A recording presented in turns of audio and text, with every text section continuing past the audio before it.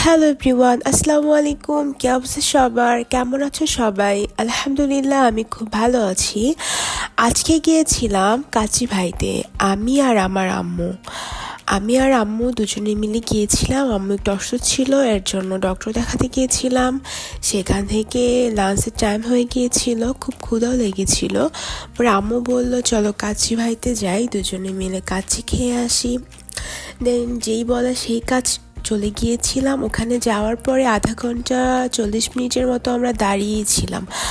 ভিতরের পরিবেশটা মনে হচ্ছিল যে বিয়ে বাড়িতে যেমন মানুষ দাওয়াত খেতে যায়, অনেক মানুষ থাকে, দাঁড়িয়ে থাকে, সেম সেই অবস্থায় হয়েছিল আমাদের। তারপরে হচ্ছে দাঁড়িয়ে থাকার পরে ওদের একটা হচ্ছে খালি পেলাম, ওখানে হচ্ছে আমরা বসে পড়েছিলাম। ওদেরকে বলা হয়েছিল যে আমাদের জন্য একটা সিট রাখার জন্য। দেন ওখানে বসেছিলাম, খাবারটা অর্ডার দিয়েছি।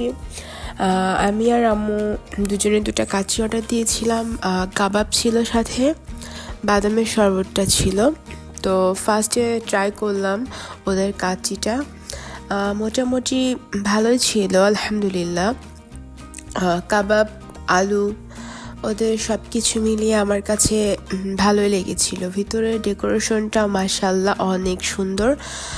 আলুটা অনেক সফট ছিল, বাট ওরা যে মাংসটা দেয় সেটার পরিমাণটা একটু কম থাকে, বেশি আমার কাছে মনে হয়েছিল। আমি 2 প্লেট নিয়েছিলাম, আমার কাছে বেশি মনে হয়েছিল যে একটু হাড্ডি ছিল, এর জন্য আমার কাছে এই জিনিসটা বেশি ভালো লাগেনি। ফার্স্টে আমরা যে প্লেটটা অর্ডার দিয়েছিলাম ওটায় একটু মাংস ছিল, সেকেন্ড ওটা দেওয়ার পরে ওটা আমার কাছে মনে হয়েছিল হাড্ডি ছিল, পরে আমি চেঞ্জ করে দিয়েছিলাম।